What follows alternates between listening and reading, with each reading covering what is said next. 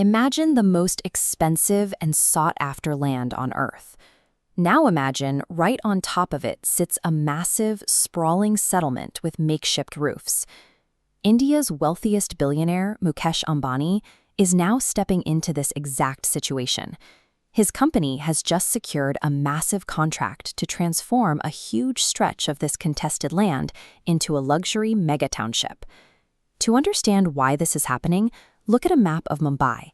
It is a narrow peninsula surrounded by water on three sides.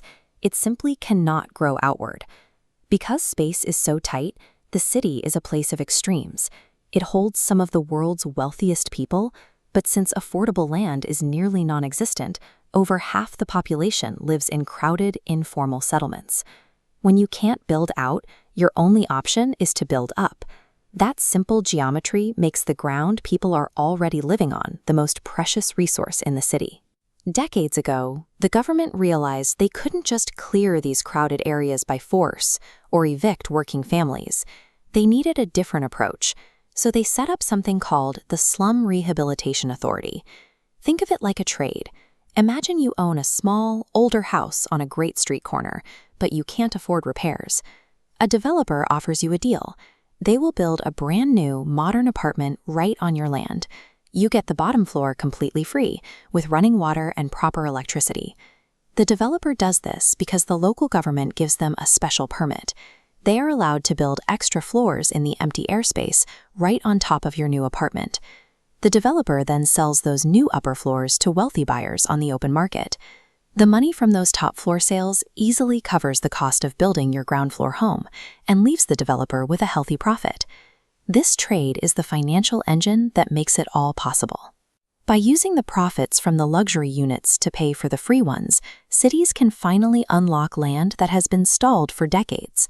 This brings us to a massive deal that just happened. A group of companies led by Reliance Industries comfortably outbid several other massive corporations to secure a 101-acre area known as Juhu Gali and Gilbert Hill. This specific plot of land is incredibly valuable. It sits right next to Juhu, an affluent coastal neighborhood known for housing film celebrities and corporate executives. But right in the middle of this real estate sits a unique challenge. This is Gilbert Hill, a 200-foot vertical column of black basalt rock. It dates back 65 million years to the era of the dinosaurs and is protected as a national geological monument. Over the years, an incredibly dense neighborhood of makeshift rooftops and narrow alleys has tightly wrapped around the base of this ancient rock. Reliance is taking on end-to-end responsibility for this entire 101-acre canvas. They have to map the area, rehouse the residents, and master plan a massive new urban center, all while working around a prehistoric natural wonder. Up until now, these large-scale rehabilitation projects in Mumbai were usually taken on by smaller, localized real estate builders. Many of those builders struggled with the immense upfront costs.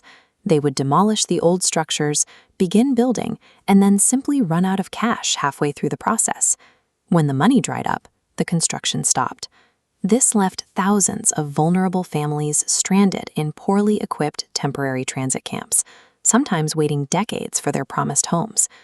Reliance brings something different to the table: deep, reliable financial capital. They have the money and the engineering scale to execute a massive project without the constant fear of the funds running dry. When a company with this kind of financial muscle steps in, the risk of projects being abandoned halfway through drops significantly. It creates a model for how these massive, complex transformations can actually reach the finish line.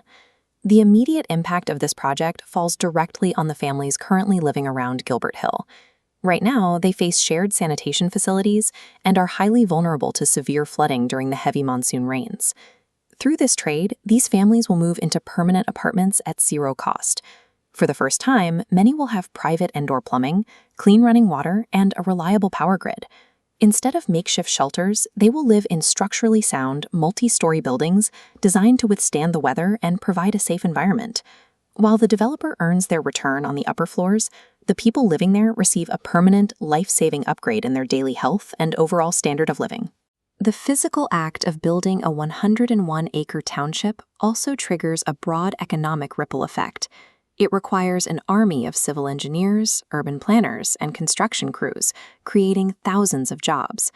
As the new residential towers and commercial spaces go up, the surrounding neighborhood will see a surge in property values, drawing in international investors and premium retail brands. We are watching an enormous reserve of private corporate wealth being directly deployed to clear a bottleneck in urban housing. As our megacities continue to grow and run out of space, it leaves us with an important question. Is relying on the efficiency of private corporate giants the best way to modernize our urban centers? Or should we be cautious about letting a few large companies control our most valuable land?